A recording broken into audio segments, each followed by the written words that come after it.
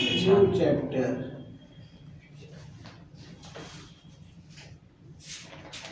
अध्याय 2, इसका नाम अम्ल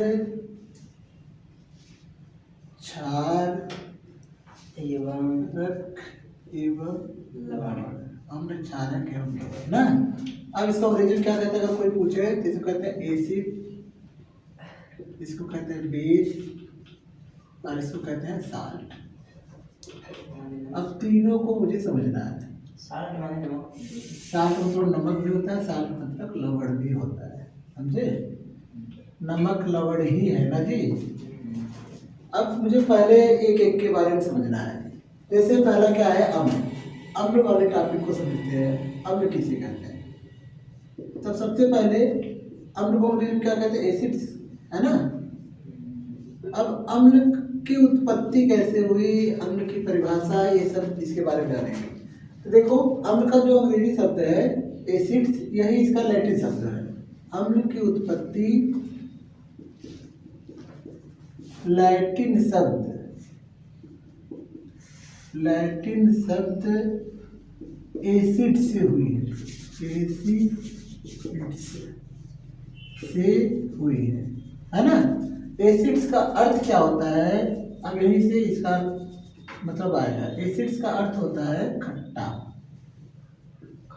खट्टा, है ना।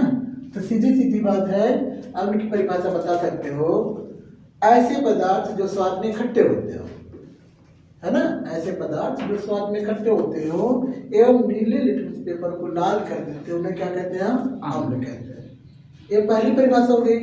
दूसरा, आर्हेनियस नामक वैज्ञानिक के अनुसार, आर्हेनियस नामक वैज्ञानिक के अनुसार, अब इन्होंने क्या बताया है, इनके अनुसार क्या है बताओगे, ऐसे पदार्थ जो जलीय विलयन में वियोजित करने पर हमें हाइड्रोजन आयन, हाइड्रोजन मतलब H प्लस आयन, है ना, हाइड्रोजन आयन या H प्लस आयन देते हो, उन्हें हम क्या कहते हैं, अम्ल कहते हैं। ये आर्हेनियस के अनुसार है। ऐसे पदार्थ जो जलीय विलयन में वियोजित करने पर H प्लस आयन या हाइड्रोजन आयन देते हैं, उन्हें क्या कहते हैं, अम्ल कहते हैं।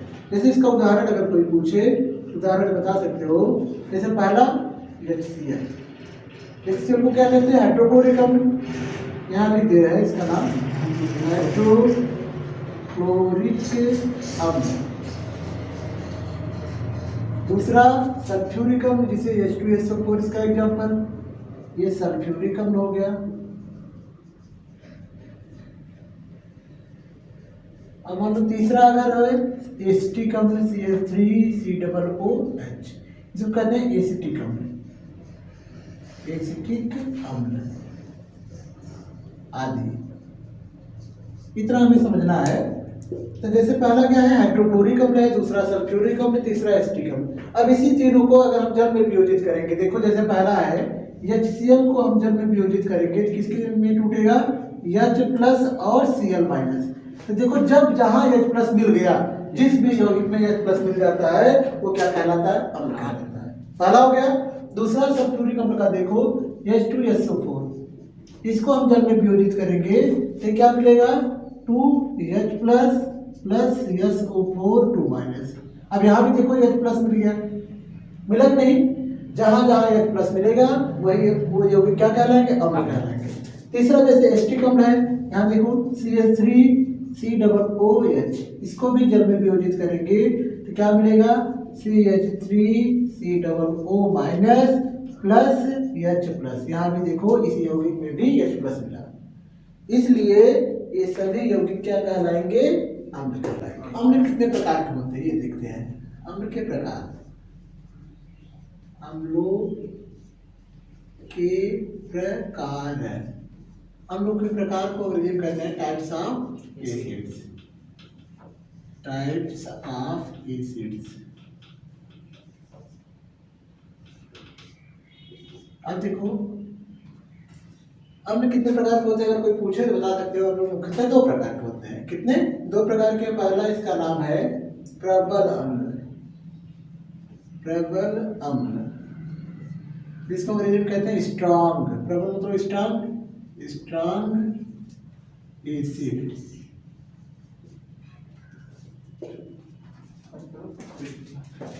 बता दिए। अब क्या है, अम्लों के प्रकार। अम्लों के प्रकार, अब इसको अंग्रेजी में क्या कहते हैं, types of acids. Types of acids. अब इसको समझते हैं, अम्ल कितने प्रकार के होते हैं। अगर कोई पूछे, अम्ल मुख्यतः दो प्रकार के होते हैं। कितने? दो। कौन कौन से? पहला प्रबल अम्ल। प्रबल अम्ल, इसको स्ट्रॉन्ग एसिड कहते हैं, स्ट्रॉन्ग एसिड। और दूसरा क्या है? दूसरा है दुर्बल अम्ल। दुर्बल अम्ल जिसे कहते हैं वीक एसिड। वीक मतलब होता है दुर्बल, वीक एसिड, है ना। अब पहला मुझे समझ रहा है, प्रबल अम्ल किसे कहते हैं, इसके बारे में अगर कोई पूछे तो बता सकते हो। प्रबल अम्ल, यहाँ हेडिंग लिखो, स्ट्रॉन्ग एसिड। अब देखो, प्रबल अम्ल की परिभाषा बता सकते हो, ऐसे अम्ल जो जलीय विलयन में पूर्णतः आयनित या वियोजित हो जाते हैं, उसे क्या कहते हैं, प्रबल अम्ल, है ना। प्रबल अम्ल कहाँ पर पाए जाते हैं? ते अक्सर खनिजों में पाया जाता है। खनिजों में पाए जाने वाले अम्लों को खनिज अम्ल या प्रबल अम्ल के नाम से जाना जाता है ना। उदाहरण जैसे कौन कौन से होते हैं प्रबल अम्ल में, बताओगे? हाइड्रोक्लोरिक अम्ल, हाइड्रोक्लोरिक अम्ल पहला। दूसरा सल्फ्यूरिक अम्ल, सल्फ्यूरिक अम्ल। अब मान लो तीसरा, तीन तक बता रहे हैं, तीसरा है नाइट्रिक अम्ल, HNO3, नाइट्रिक अम्ल। ये हो गए प्रबल अम्ल। अब इसमें से कोई भी एक, जैसे जल में वियोजित करना है, मान लो इसको नाइट्रिक अम्ल को करेंगे, ये पहले से बता दिए दो। नाइट्रिक अम्ल का यहाँ देखो, HNO3 को जल में जब हम वियोजित करते हैं तो क्या प्राप्त होता है, H plus plus NO3 minus. यही प्लस प्राप्त होना ये क्या कहलाता है, अम्ल कहलाता है ना। जब किसी भी यौगिक को हम जल में वियोजित करते हैं जिसमें H प्लस आयन मिलता है, वही क्या कहलाता है, अम्ल कहलाता है। ये किस में आएंगे, प्रबल अम्ल में। दूसरा देखेंगे, दूसरा क्या है, दुर्बल अम्ल। दुर्बल अम्ल जिसे हम क्या कहते हैं, वीक एसिड। Weak acid. दुर्बल अम्ल किसे कहते हैं, अगर कोई पूछे तो बता सकते हो, ऐसे अम्ल जो जल में पूर्णतः वियोजित या आयनित नहीं होते हैं। जल में क्या होगा, पूर्णतः वियोजित या आयनित नहीं होगा, उसे हम क्या कहेंगे, दुर्बल अम्ल। इसी को हम कार्बनिक अम्ल के नाम से भी जानते हैं। क्या जीव जंतुओं या पेड़ पौधों से प्राप्त होने वाले अम्लों को क्या कहते हैं, कार्बनिक अम्ल। तो इसका उदाहरण क्या है, उदाहरण में देखो, जैसे एसिटिक अम्ल CH3COOH पहला हो गया, एसिटिक अम्ल। दूसरा साइनाइड, हाइड्रोजन साइनाइड।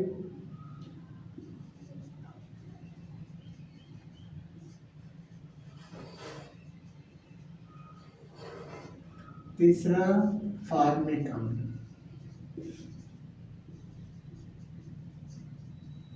फॉर्मिक अम्ल, फॉर्मिक अम्ल।